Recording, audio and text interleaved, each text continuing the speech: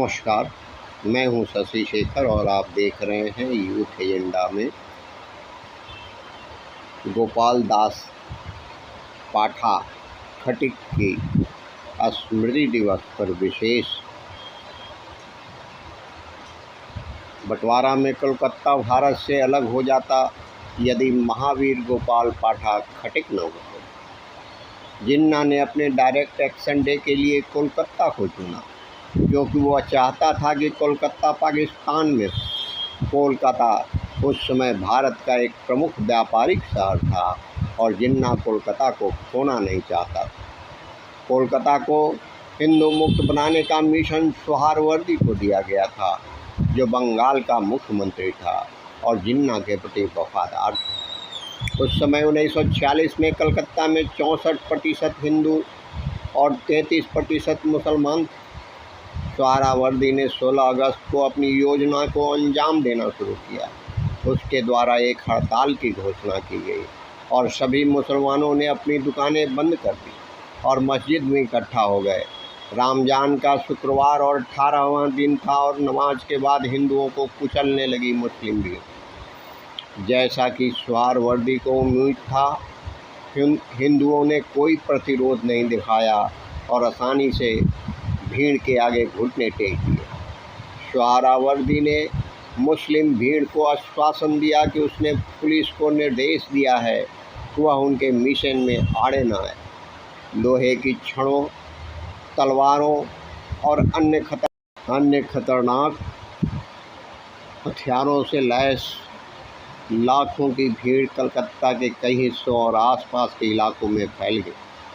पहले मुस्लिम लीग कार्यालय के पास हथियारों की एक हिंदू दुकान पर हमला किया गया। उसे लूट लिया गया और जलाकर राख कर दिया गया।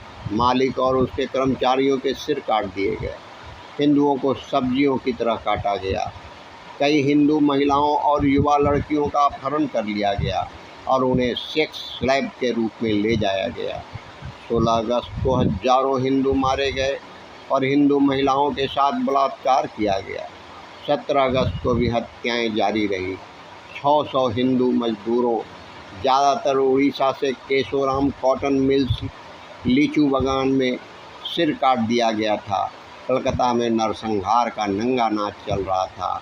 कोलकाता से हिंदू भाग रहे थे। सोहरावर्दी को 19 अगस्त तक अपनी जीत का आश्वासन दिया गया था। 17 अगस्त तक हजारों हिंदू मारे जा चुके थे, लेकिन 18 अगस्त को एक हिंदू ने मुस्लिम अत्याचार का विरोध करने का फैसला किया। वह एक बंगाली खटिक थे और उनका नाम गोपाल मुखर्जी था। उनके दोस्त उन्हें पाठा कहते थे क्योंकि वह मीट की दुकान चलाते थे। वह कोलकाता के बोवा बाजार इलाके में मलंगा लेन में रहते थे।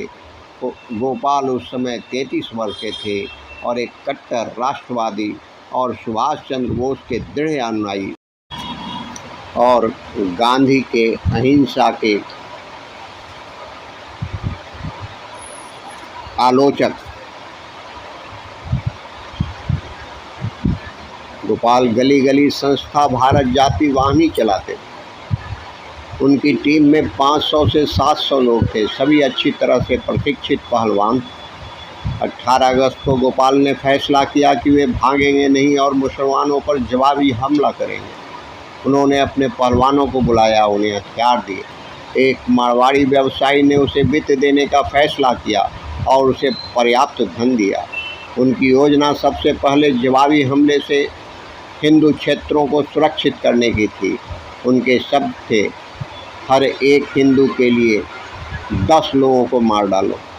मुस्लिम लीग के पास लाखों जिहादी थे, जबकि गोपाल के पास केवल कुछ 100 लड़ाके थे। लेकिन उन्होंने एक योजना बनाई और कलकत्ता को मुस्लिम शहर बनने से बचाने के लिए अंत तक लड़ने का फैसला किया। उन्होंने नियम बनाए कि मुसलमानों की तरह वे किसी भी महिला और बच्चों को नहीं छुएंगे। गोपाल के पास खुद 2 पिस्टल थी जो उन्हें आज़ाद हिंद फौज से मिली। 18 अगस्त की दोपहर से गोपाल के नेतृत्व में हिंदुओं ने वापस लड़ना शुरू कर दिया। 18 तारीख को जब मुसलमान हिंदुओं को मारने के लिए हिंदू कॉलोनियों में आए तो उनका स्वागत गोपाल की टीम ने किया। गोपाल की टीम ने हिंदुओं को मारने के लिए आए हर डकैत को मार डाला और 19 तारीख तक उन्होंने सभी हिंदू उपनिवेशों को सुरक्षित कर लिया था। सुधार वर्दी के लिए यह पूरी तरह से सरप्राइज। उन्होंने सोचा नहीं था कि हिंदू इस तरह से विरोध करेंगे। जब 19 अगस्त तक उन्होंने हिंदू क्षेत्रों को सुरक्षित कर लिया तो उनका बदला 20 अगस्त से शुरू हो गया। उन्होंने 16-17 अगस्त को हिंदुओं को मारने वाले सभी जिहादियों को चिन्हित किया और 20 अगस्त को उन पर हमला किया। 19 तारीख तक सभी हिंदुओं तक यह संदेश पहुंच गया कि गोपाल के नेतृत्व में हिंदू लड़ रहे हैं, तो 21 अगस्त तक सारे हिंदू उनके साथ हो चुके थे।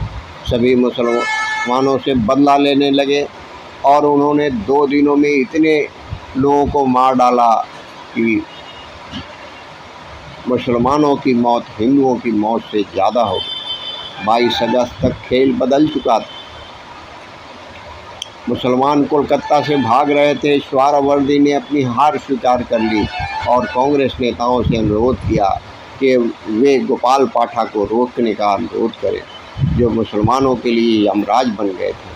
गोपाल इस शर्त पर तैयार हो गए कि सभी मुसलमानों ने अपने हथियार सौंप दें, जिसे सोहरावर्दी ने स्वीकार कर लिया।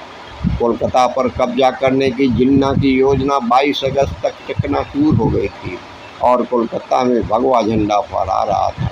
कोलकाता के बाद गोपाल ने अपने संगठन को भंग नहीं किया और बंगाल के हिंदुओं को बचाते रहे। जब सब कुछ खत्म हो गया, जैसे ही एक फीचर फिल्म के अंत